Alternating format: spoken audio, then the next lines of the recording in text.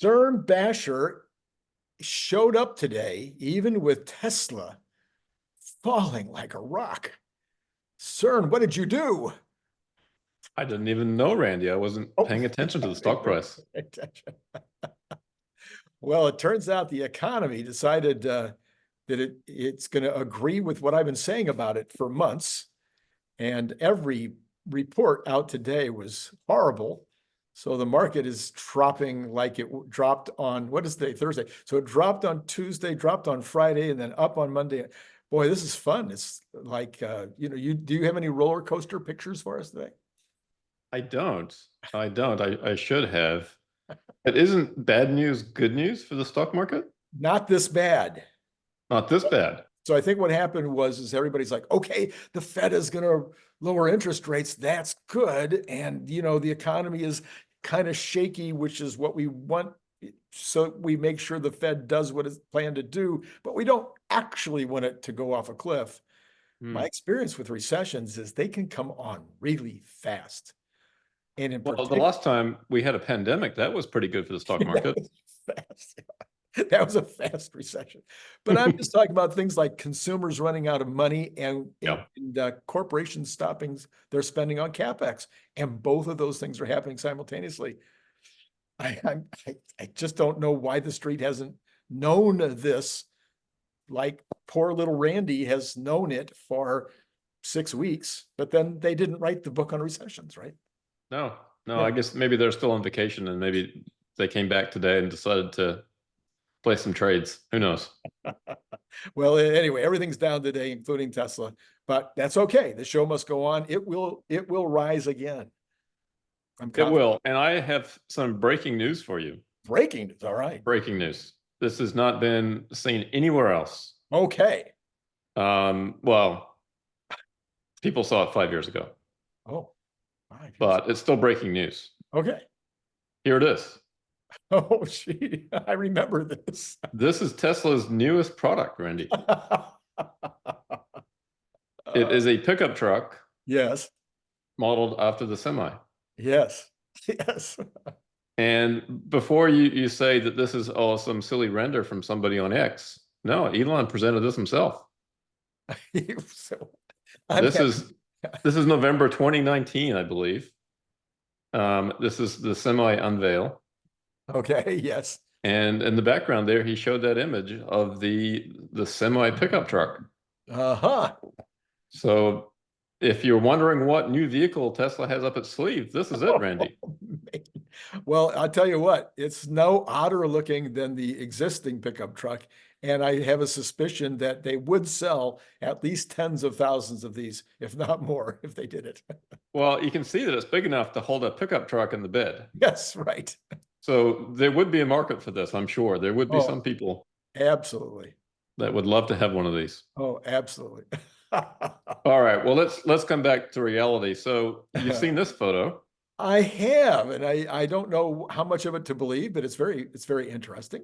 Yeah, and you may have seen this render of the Model Y Juniper. I have not. This is an account on X, Dominic Brinkman, I guess. Okay, yeah. You can see his handle there just under the car. Did a nice job of this render. It looks beautiful. Yes. People have critiqued it and said they like some things about it and didn't like other things, but all in all, it looks pretty sharp to me. Right. All right. So we'll see how close he is, but this is kind of exciting. I am so excited about the Juniper. I just hope the sooner the better. Well, it'll be next year sometime. Right. And I guess we should stop talking about it so that sales of existing Teslas don't go down. That's what Elon said, yes. So let's move on. Okay. Because we influence so many buyers on your show, I'm sure. Yeah. This was kind of neat. I think this came out yesterday, maybe a couple days ago. Tesla announced that they created their 10 millionth drive unit. Yeah. And it's kind of interesting because they have sold, 6.5 or so million vehicles. Yeah, this has been bouncing around in my head for the last 24 hours, but I haven't had time or the specific interest in what the difference is, but I suspect you've thought about it more than I have. Well, there's certainly a number of vehicles that have 2 of these, Oh, that's true. Oh, yeah. right? And the semi will have 3, and some of the Cybertrucks will have 3. Right. So yeah, it's not uncommon for Teslas to have dual motors. Right. So I would imagine that accounts for the difference. Okay. All right. Yeah. This was interesting. They mentioned in the video that a drive unit is produced every 5 seconds. Hmm. And you know what that causes me to do, Randy, is build a spreadsheet. Okay. Okay. This is a very simple one. 1 unit every 5 seconds is 12 a minute, Yeah. Yeah. Yeah. 720 an hour, Uh-huh. 17,280 per day, or 6.3 million a year. Now, Tesla doesn't need to produce 6.3 million a year, so I doubt that my math is actually correct here.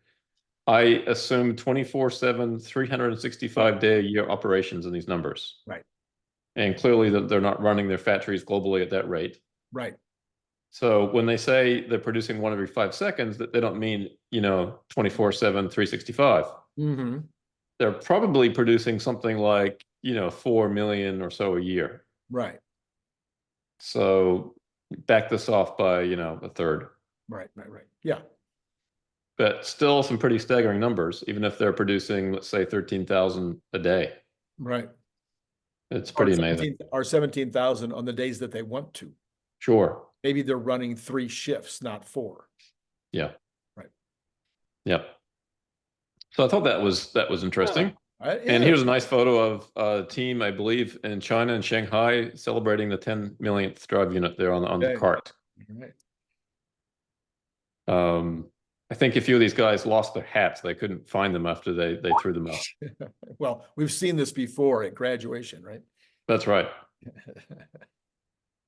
All right. So shifting ideas here, but this was kind of a cute cartoon.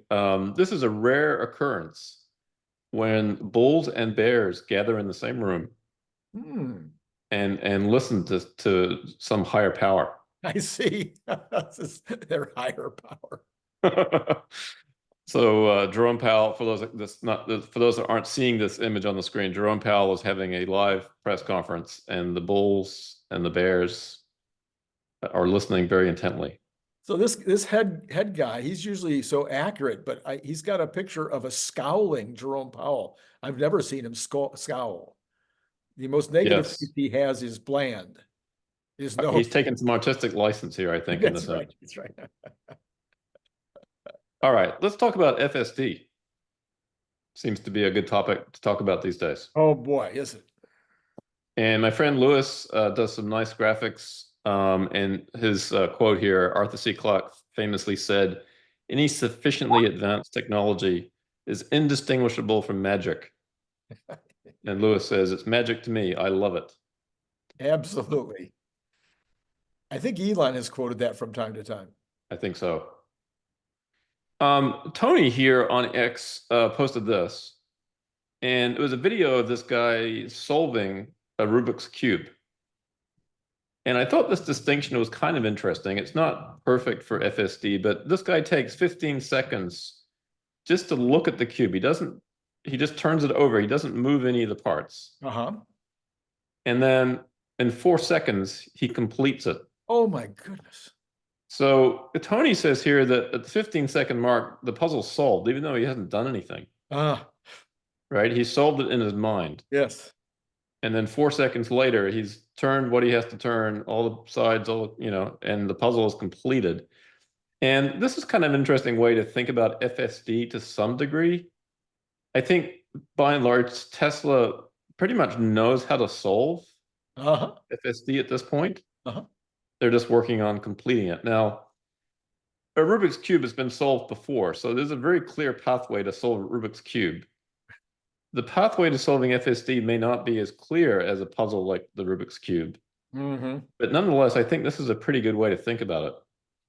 Yeah, I would agree. But now if you put an AI in there, if you put a robot in there solving the Rubik's Cube, that might be a closer, in other words, the very first time that the robot or AI was able to do it as opposed to a human. Yeah. Unfortunately, there wasn't such media available, Randy. We haven't gotten to that point yet. Yeah, the number of videos that we're seeing from these bot companies has really fallen off. They're not showing off their bots as much anymore. So this is from Sawyer Merritt. Tesla's FSD will change the world. Yet most people have no clue it even exists. They will eventually, and Elon says true. Yeah. Okay. Yeah. And I wonder, that'd be an interesting polling question, for the pollsters to do. Can't do that one on X because everybody on X, well, at least in our community knows. But yeah, be interesting to see what percentage of the population actually has a clue that this is coming. I have encountered many people that don't know it exists. Yeah. Of course, after they speak with me, they're fully informed. And they avoid me for the rest of their life. This is from AJ, and he's tracking here the number of FSD miles per quarter. And just reminding us here that in Q2, we saw a 3x increase quarter on quarter. Right. So pretty impressive. Now, of course, offer FSD for free, and people will take advantage of that. But still, this is definitely an acceleration in the number of FSD miles that we're seeing. So that's great. Yes. Yeah. Okay, and that's 659 million miles in one quarter. Right. I would have accounted for a few of those. There's now a FSD community tracker. You can go to TeslaFSDtracker.com, and you can kind of keep an eye on things yourself. This is kind of an interesting website where you can report your FSD engagements and miles traveled and that kind of thing. Okay, and they're even trying to gamify this a little bit with a leaderboard and so on. So that's kind of neat. Yeah. And so just to zoom in a little bit, this chart was making its rounds on X recently. And it shows at the bottom there the different versions of FSD, and then the miles to critical disengagement by the different versions. And so you can see with 12.5, it looks really promising. This is hockey stick up, right, in terms of the miles between critical disengagements. Indeed. Now, the one thing that we need to keep in mind is that 12.5 just came out. And so this first image here is showing in the city, for city miles, 425 miles between disengagements. And that looks pretty promising. But that was only on about 1,000 or 1,100 miles reported. I just pulled this from this morning, and now we're at almost 1,600 miles reported, and that number has gone down to 222. Oh, okay. So you have to be very careful when you've got a little amount of data. Right. Only Tesla really knows these numbers, and we're sort of trying to take stabs at the dark. But this is a really cool initiative. Yeah, absolutely. And I hope it really takes hold, and I hope that we were able to collect more data. So in reality, there really should be a confidence interval around these numbers. And the less data you have, that last point on the right-hand side, the confidence interval should be very wide, because we just don't have enough data yet to know for sure. Whereas for past versions, there's enough data collected, those confidence intervals are much lower. You can say with more confidence that the disengagement rate is a certain number. Right. Okay. So 12.5 is promising. I think until everybody has it on their vehicle and gets a chance to test it out, we won't really know. But this is a good site to kind of pay attention to things. Yeah, and I think we also have the, what do you want to call it? We have a lot of folks that are professional drivers of FSD reporting in that this is a step change. Yes, and absolutely. And that's important information as well. For those that are interested in sort of the statistics behind this, this is a good account to follow, and this was a good post. It's titled "Why to Be Careful with FSD," TeslaFSDtracker.com. And he's very complimentary of the initiative, but he's just warning people about the potential challenges. Sure. Looking at small amounts of data. And here, Alex posted this site, and Elon responded and says, "We have a clear path to doubling average miles between interventions in August." So it's going to be interesting. I saw that. when he says a clear path, I wonder if we don't have a clue what he's talking about, but whether he's basing that on watching the numbers that they're seeing and seeing the curve, which I think is the most obvious explanation, or whether he's talking about their own drivers who are driving the next iteration, knowing that next iteration might be popping in the next couple of weeks. I'm sure Tesla has that curve almost in real time. Yeah. Yeah. So I think they have a pretty good handle on what that's looking like. Yeah. So that's interesting. And of course, this caused me to put another spreadsheet together. Okay. Okay. So it's this one. So this is kind of just a framework to think about things. If the disengagement rate is 1 every 10 miles, then in any given day, assuming that you drive 14,000 miles a year, and if you just divide that by 365, so you're driving the same number of miles every day of the year, just for simplicity's sake. If the disengagement rate is 1 every 10 miles, then you're going to experience about 4 disengagements per day. Okay. Okay. And that would be all the way on the right side, a 90% reliability percentage. Okay. Okay. If the disengagement rate goes to 1 per 100 miles, then you basically go 2.5 days before you would encounter a disengagement. Mm-hmm. Okay. And in a year, you'd have 140. And that's a 99% reliability percentage. Okay. Okay. 1 per 1,000. Now you have basically 0 per day. 14 per year. It's about just over 1 a month. Yeah. Okay. And that's 99.9%. So we're talking about the march of nines here. Okay. 1 per 10,000. It's 1 or so a year. Okay. 1 per 100,000. It's only 12 or so in your whole lifetime, assuming you live to age 90. Right. So Elon was talking about, he's mentioned that for some people, they may see no disengagements for a long time. Right. Right. Right. And you have to be careful there. It may be lulled into thinking that it's safer than it really is. But this is kind of what we're talking about in terms of the time frames. Like it could be a long time. Once FSD becomes this reliable, the engagements will drop pretty rapidly. Cern, are these any kind of disengagement, or are these safety disengagements? Well, so that's where we get into, what is a disengagement? Right. And I think a lot of human drivers disengage FSD probably when they didn't need to. Yeah. They weren't sure what FSD was going to do, or there's a lot of traffic and FSD is being very timid, and you just don't want to hold up everybody behind you and let FSD figure it out. Right. But it probably would be able to, or might be able to in many cases. I've had situations where there were people behind me that were obviously very impatient, right? And so rather than make them madder than they already are, I just, disengage and move on. So we've all been there. We've all been there. So there's safety critical disengagements, and then there's this other, right? And so, it's hard to know for sure, how many safety critical disengagements there are. I guess Tesla probably has a pretty good beat on that number.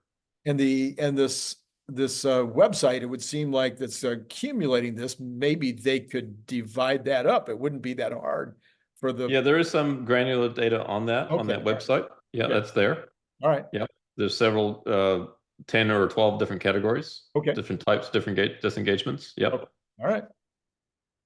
But if we get to the point where it's 1 per 10 million miles, then you're looking at, virtually no disengagements in a lifetime, and that's 99.969 reliability. Right. That's where Tesla needs to get to over a period of time. Tesla doesn't need to get there to start a robotaxi network. Right. But this is why Tesla needs to continue to invest in AI compute and needs to continue to run these models and make them better and better over time.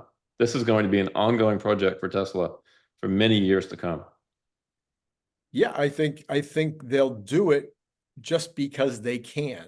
Yeah. At a certain point, it won't really be what you would call necessary. It'll Right. be, let's just make it as safe as we possibly can. And as the compute capabilities just get larger and larger.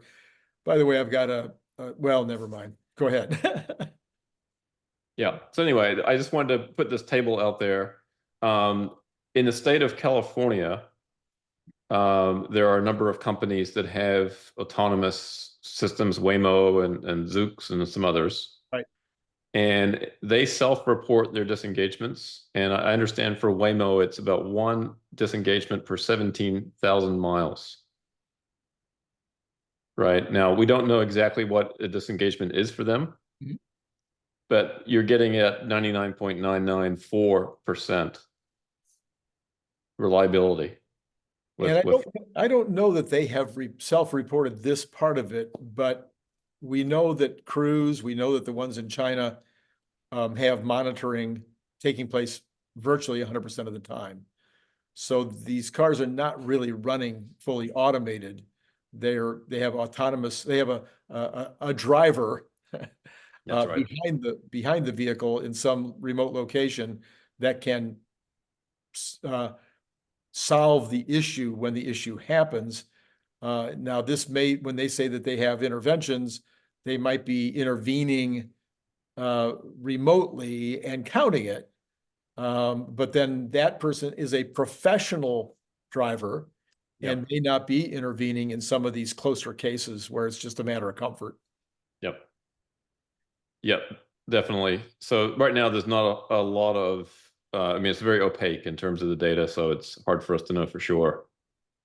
But this, keep this table in mind when you see data. I like it. Very as good. a way to sort of figure out where we are, but where we need to get to is that last line, or even beyond that last line. Ideally, 1 in 100 million miles would be fantastic. Yeah. Elon, speaking of FSD, Elon is meeting with the CEO of Samsung and the CEO of Hyundai in Paris in early August. We're now in August, so this is any time, I guess this weekend. Yep. And they apparently are going to discuss the development of next generation technologies and explore ways to cooperate. So I don't know what next generation technology Tesla's working on, Randy. I don't know either. FSD, maybe? I don't know. But Hyundai would be an interesting partner. And Elon has talked about partnering with a large manufacturer. Yeah. Speculation has been around, BYD, but Hyundai could be another interesting one. Yeah, I reported on this morning, and those who follow the channel know that I think Hyundai Kia, which is basically the same company, I mean, that they will be one of probably the top 5 manufacturers by the end of the decade. That's my theory. They have, of course, existing facilities, building new facilities in the United States, which other companies are not. They are definitely all in on electric, which most of the other companies are not, except in China. So I see lots of benefits, lots of potential for Hyundai Kia to be a player. And if they were the first one to sign up for FSD, I would not be shocked at all. But I can imagine they're talking about other technologies too, like Optimus in the factory. Well, but recall that Hyundai owns Boston Dynamics. Right. But that just because that doesn't mean that they would be looking at both. Yeah. Absolutely. Yep. No, so that is interesting for sure. Yep. All right. Well, this is a great cartoon. The sheep on top of the hill is saying ba ba ba blah blah blah ba ba ba. The sheep next to him says, "What's his problem?" And the third one says he works at CNBC. I need to work on my delivery of these cartoons. Yeah, I guess so. I don't know. I will, comedy's hard. It is. It is. All right, let's shift gears into the wonderful world of zero emission vehicle credits. Randy, are you ready for a college level course on ZEP credits? That'd be great. Maybe we'll get some way of figuring out how to predict these. No? Well, yeah, let's talk about that as we go through this. So, in the United States, there are 16 states that have ZEP credits programs. The biggest one being California, the most important one, and many of the other states have modeled their program based on California's program. On this map, it's the ones in purple and dark blue are the states that have it. So you've got the entire West Coast, a couple states, 3 states in the middle, and then some states on the eastern seaboard. Okay. To go back to this chart, this is the state of California, and I believe this is from 2015 through 2022. Tesla has transferred 257,000 credits to other automakers. And when I say transferred, they have sold these credits to other automakers. Mm-hmm. And just as a reminder what a zero emission vehicle credit is, it's not a tax subsidy from the government. It's revenue that other automakers pay Tesla and other companies. You can see that GM and Honda and Fiat Chrysler or Stellantis have also sold some as well. Mm-hmm. So it's any automotive company can sell these to any other automotive company. Okay. But Tesla in the state of California, since its existence, has accounted for 85% of all the credits that have been sold or transferred. Well, they are the 5th largest economy in the world. So if they were a country. Yeah, and the big buyers have been Toyota, Stellantis, Honda, Ford, Mazda, and GM. Mm-hmm. So even though GM, Honda, and Stellantis have sold some, they've purchased more than they've sold. Yeah. Okay. So this is a chart that shows the transfers. There are 12 different manufacturers involved from 2015 through 2022. And I've highlighted the transfers that Tesla made. So in 2017, they transferred 88,000 to Toyota. Mm-hmm. Okay. And you can see how lumpy this is. Yeah. And then in 2019, Tesla transferred 6,000 to Mazda. Okay. And in 2020, they transferred 19,000, almost 20,000 to a combination of Stellantis and Mitsubishi. And then Mazda came back in 2021 and took almost 11,000 off their hands. Okay. So how does Tesla get these credits? Well, when Tesla makes a vehicle, they get a certain number of credits. There's a formula for calculating the number of credits that Tesla gets. Mm-hmm. Okay. So this is for 2022. Tesla generated 626,000 credits in the state of California. Okay. Tesla only needed 9,600 to meet the state's requirement. So no problem. And so Tesla has in the bank, in their ZEP credit bank, 1.7 million credits. So even if Tesla never sold another vehicle in California again, they could potentially still make money on an ongoing basis from transferring these credits to other companies over time. Okay. Yeah. Now, to contrast Tesla with another vehicle maker, Stellantis, in the same year, 2022, they generated only 3,000 credits, 3,337. But they had a requirement of almost 21,000 credits. Now, they would either have to buy some from another company, which they must have previously because they already had in the bank, essentially, in their credit bank, 68,000, 69,000 credits. So now at the end of 2022, that was reduced by the 22,000, and their credit bank balance now is about 47,000 credits. So they've been working that down. Yeah. Okay. Yeah. Now, the credits aren't just a US thing. There's also credits in China and Germany, In South Korea, they were just approved fairly recently to trade. This article said carbon credits, but basically it's the zero emission vehicle credits in South Korea. And the author of this article, that I'm not sure where they got this estimate from, but valued at about 145 million just in South Korea. Canada has these programs. Other countries have the programs. Many of them are modeled after California's program. So even if in the United States that this zero emission vehicle credit system somehow went away or was abolished or whatever it was, it still exists in other places around the world that may or may not be affected by changes in the US. Right. Okay. Now, Tesla's revenue from this, as you know, is very lumpy. And last quarter, they earned 890 million in one quarter from selling these credits. And that happened to be based on the number of vehicles they sold, about $2,000 per vehicle Tesla earned in selling these credits. Wow. And that money basically is full profit in terms of it's pre-tax profit, but it's 100% profit, essentially. But going back in previous quarters, they earned as little as 500 per vehicle and as much as almost 5,000.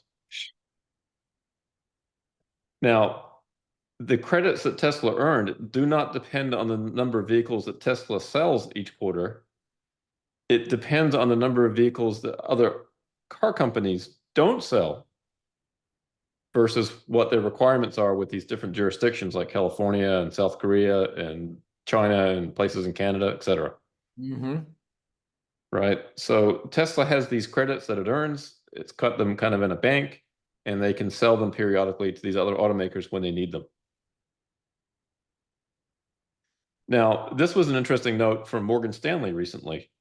And they noted in here that Ford, in their most recent quarter in their 10Q, entered into agreements to purchase an incremental $3.8 billion of regulatory credits in North America and Europe. So Ford is buying these credits and putting them in their credit bank. Right. Okay. Now, it just so happens when we look at Tesla's disclosure, so this is Tesla's disclosure at the end of the year. This is their 10K that they filed in January. They basically said that they recognize the revenue on the sale of automotive regulatory credits, which we have negligible incremental cost associated with them at the time control of the regulatory credit is transferred to the purchasing party. This was their disclosure for many years. Okay, and they said deferred revenue related to the sales of these credits was immaterial at the end of the year. Okay, fast forward 2 quarters later. Here's their disclosure now. As of June, total transaction price allotted to performance obligations that were unsatisfied with the original expected length of more than 1 year was $4.9 billion.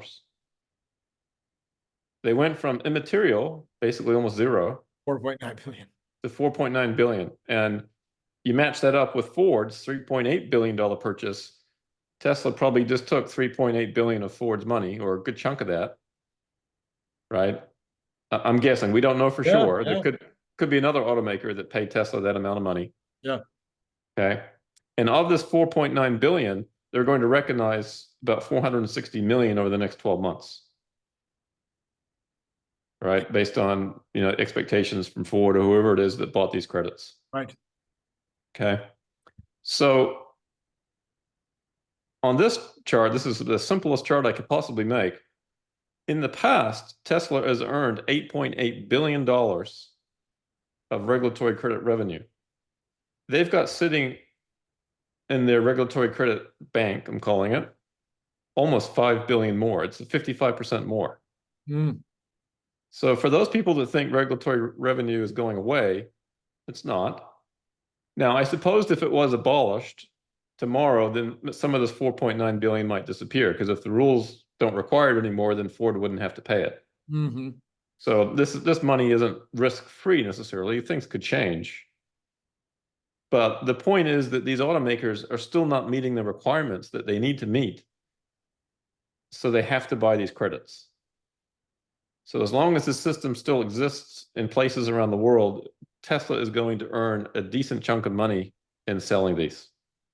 Now, would BYD also be someone who is generating credits? I would think so. Yeah. They also sell some hybrids. I don't know what happens with hybrids, but so anybody who's making low emission cars and selling them in certain jurisdictions would be generating the credits. But sir, let me ask you this question, which has bothered me for a long time. Maybe you have the answer. What does a company do? What does Ford do if they don't buy them from Tesla? Are they able to just fork the money over to a government? Well, they wouldn't be in compliance with the rules, and I don't know what the penalty would be in that case. I see. I would imagine that the penalty is probably greater than the cost. That's why they buy them from Tesla. Because I'm pretty sure that Ford doesn't really want to give Tesla $3.8 billion. Right.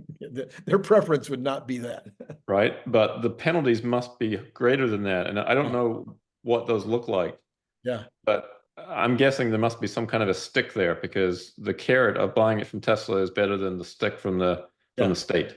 Yeah. And that might be it might also be I've always thought it might be a negotiated number, so that Tesla is putting it out there. We've got these regulatory credits right now. They're at $1 a piece or whatever. Yeah. And then they need the money. So they say, oh, well, we'll go down to 90 cents. I don't know. Yeah. Yeah. We haven't seen any information on how that works.